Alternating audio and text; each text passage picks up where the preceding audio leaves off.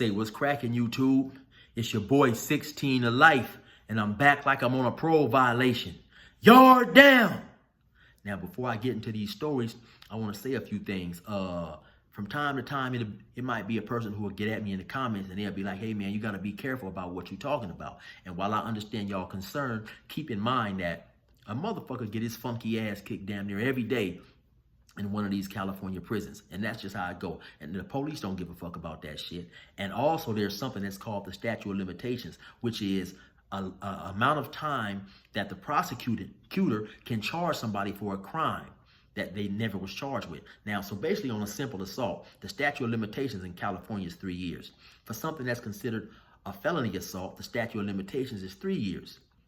These stories that I'm telling, man, is from 1999, 2015, 2010, or whatever, 2000. So the statute of limitations has well expired on all these stories. So while I appreciate y'all concern, just enjoy the story. Okay, and also some dudes be asking me, well, what were some of the first songs that you done when you got out? Because I be rapping. So one of the first songs that I hopped on was a song with these brothers by the name of Big Hog and Spook. My homie C.O. Lope, we had went to the studio and we hopped on a song with them. And the name of the song is called This Crippin' Ain't For Sale. And I'll leave the link in the description. You know what I'm saying? If you want to and you're interested, I got a fire ass mix CD, man. 16 songs. You can cash app me $14. I'll leave my cash app and all that shit in the description. Go check out some of my music. I'm telling y'all, it's fire, man. It's gas. Check your boy out. So with that being said, let's go. Now, this particular story takes place in probably about 1999, 2000. I'm in Blythe, California at a prison called Ironwood. Now, I just happened to be out on the yard one day and I see like 3 or 4 dudes whooping this dude's ass. Now, the dude who was getting his ass whooped, that's really not important. But one of the dudes who was whooping his ass was a dude by the name of, for this story, we gonna call him P Nasty. Now, the dude whose ass they was whooping, they'd all been knowing each other. They was all some San Diego Bloods or whatever. So for whatever reason, I don't know what he done, you know what I'm saying? Now, out in these California prisons, you know, a lot of us will run with a collective or what's known as a car, you know, which is basically your homeboy. So whatever, and when you fuck up, it's cold because your homeboys is going to be the ones to come get you and whoop you and remove you off the yard. Now, whatever he done, I don't know, you know what I'm saying? But they felt it was time for him to go, and his parting gift was a few hard lefts and rights, you know what I'm saying? And that's what he got. So now, like I say, a lot of these dudes know each other. These dudes happen to be particular homeboys from the street. P Nasty and the dude that was getting whooped on, you know what I'm saying? And everybody don't necessarily have people that's looking out for him. You know, I used to work with P Nasty. Now, he wasn't necessarily doing that good. So I'm just assuming that his homie, because we'd been on the yard together like 2-3 years, would look out for him from time to time, maybe with a bag of rice, some soup, some beans, or whatever. So anyway, like I say, I look up and they on this helmet. Bing, boom, bop, bing, boom, bop. They busting him up. You know, they own him, giving it to him, you know, lefts and rights. Bing, bing. So, you know, at some point in time, the guards on the yard, they see this, they hit the alarm. Yard down, get down, get down. So they run over there. Now, in times where it might be 3 or 4 motherfuckers on one person or whatever, there are times when some people will slide away and they'll get away. In this situation right here, P Nasty happened to get away. So when they cuff up the dude who was being whooped on, when they cuff him up, he's walking across the yard. And like I say, he knew everybody that jumped on him. But I guess due to the fact that P Nasty was his immediate homeboy and they knew each other from the street, I took it as he was hurt. And he was, you know, he was hurt that his homie had jumped on him because he was, you know, he was going across the yard. He was handcuffed, but he kept yelling, "I'm going to get you, P Nasty! I'm going to get you, P Nasty! P Nasty!" You know, that motherfucker was mad as a motherfucker, you know. So me and P Nasty, we just so happened to work in the kitchen. Now, P Nasty had a original voice, so it was like the next day or 2 days later, he came, you know, he was like, yeah, chill. Yeah, did you see us out there? Yeah, we had to put a demo down, you know, so he was laughing and giggling and shit. And so, you know, now, fast forward about 2 years later. Now, me and P Nasty, we happen to be on another yard. We on a yard this time, same prison, and we in the same building. Now, P Nasty was in the with a cell with another dude. We'll just call him Mac. You know what I'm saying? So Now, we all in this building, like I said, we had been over there for a while. Everybody is cool with each other, Crips and Bloods and all that. We living in the same building. We chilling with, chilling up in there, gambling, playing dominoes or whatever, laughing, watching the basketball game and all that old type of shit. So now, at some point, they was passing out the mail.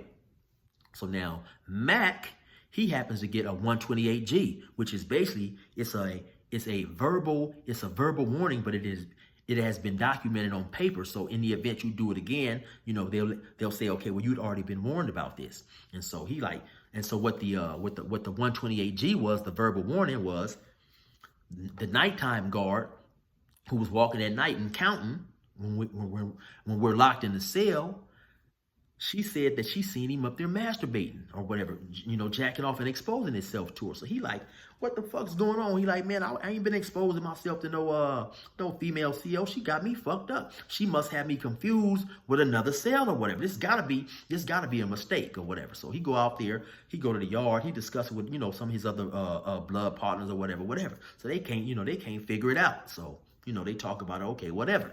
So then maybe about a month or two later, he get another one, but this time it's a write-up. It's a 115 this time, so it's a higher disciplinary action. He have to go have a hearing. He have to go and talk to the lieutenant, and he could possibly lose, time in prison, 30 more days added to his sentence, 60 more days, or whatever, like I'm saying, this one here is more serious than a 128. So, how the procedure happens is they'll serve you the 115, then maybe about 3 or 4 days or whatever, they call you to the office, you go over there, you plead your side, the lieutenant listen, 9 times out of 10, they're going to find you guilty, of whatever 115 it is, because a CO then wrote you up and a lieutenant got to listen to it. He going to support his COs, so like I say, he go over there. So now what happened is he tell him, hey, listen, man, I don't know what y'all got going on. I ain't been jacking off to no CO. Well, they say, well, listen, man, aren't you assigned to, the cell number, upper bunk, whoop-de-whoop? He said, no, man. He said, well, yeah, I'm assigned to the upper bunk, but I sleep on the lower bunk. And how that works is most of the time when you go into a cell, it'll be already somebody in there and they'll be on the bottom bunk. But when they leave, you jump down to the bottom bunk, because if you in the cell first, you get the bottom bunk. So the next dude who will come in while he's officially signed to the bottom bunk, he's sleeping on the top bunk. And that was the scenario in this situation right here. So P Nasty, who was sleeping, who was assigned to the bottom bunk, was sleeping on the top bunk. And he was exposing himself. So now when the guards see this, she just see a person at night doing his thing, jacking off. So she write the dude up who's on the top bunk. She go look at her chart. She see the name. She write this dude up, not knowing that that's not the person that's jacking off. So anyway, Matt come back from the hearing, so he mad as a motherfucker. So he go get at the other Bloods in the building and let them know what's going on. Now, unbeknownst to P Nasty, his nasty ass, he's still walking around the building. He don't know. He got a major ass whooping coming. And they ain't said nothing to him about it, so he don't even know. You know what I'm saying? So he walking around, doing what he normally do or whatever. So once they figured out what they was going to do, they sent a dude by the name of Rookie, and it was Mac, and I think it might have been one more, you know what I'm saying? So like I say, we in the day room, we chilling. All of a sudden, we look up, they done hopped on P Nasty's helmet. Bing, boom, bop, boom. They busted him up. Bing, bing, bop, boom, boom. Now, he don't know where this shit is coming from. They own his motherfucking ass, you know what I'm saying? They didn't mix this motherfucker like some wet cement. They didn't knock him down, knocked him all up out of his shoes and shit. Matter of fact, they kicking him and all type of shit. Now, the footwork they putting on this motherfucker was phenomenal. You know what I'm saying? I'm just assuming that if Michael Jackson was there, he would have been impressed by that footwork. You know what I'm saying? He probably would have been like, wow, you guys are really good with your feet. Probably some shit like that. So anyway, like I say, they busting him up. They whooping him, kicking him. Matter of fact, they didn't beat him out of both his motherfucking shoes. So now the guard who's in the building who's sitting at the podium, he's reading the newspaper. He don't see none of this shit, or he's doing something. He don't see none of this shit, you know what I'm saying? So P Nasty, now after they finish whooping on him, he's sitting on the floor. He looking around. It's like you can see them cartoon birds going around his motherfucking head. He don't know what the fuck is going on, because now when he get his ass whooped, Of course, everybody in the day room, we watching the fight. So now he look up, he dizzy as a motherfucker. He see everybody staring at him. He trying to figure out what the fuck is going on. So now he get up, he look down, he see he ain't got no shoes on. He see one of his shoes right there. So he grabbed one shoe, put the shoe on. Now his other shoe, he spot his other shoe, but the other shoe is a little bit too close to his previous assailants. So he looked like, man, fuck that shoe. It's time to get up out this motherfucker. Exit stage left. So he walked to the podium. And he go tell the guard. Now the guard is like, you know, doing a crossword puzzle or some shit. So he go tell the guard, they got me. I gotta go. The guard look up. The guard say, what? Yeah, they got me. I can't be here. So the guard look up and see that, you know, he's bruised all up and busted up. So the guard hit the alarm, you know, yard down. So everybody in the day room got to get down now. They handcuff OP Nasty, walk his nasty ass on up out of there. You know what I'm saying? They take him to the hole. I never see him again. You know what I'm saying? So that's what it's like sometimes in these California prisons. One year you can be the victimizer. The next year you can fuck around and be the victim. You know what I'm saying? So you always got to stay on your P's and Q's when you're in these prisons, man. You can't break no infractions, and you got to do what you got to do, or niggas will bring you your hat and put it on your motherfucking ass. You know what I'm saying? So hopefully y'all was entertained by that story right there. It's been real, man. Oh, you know what? I forgot to tell y'all too.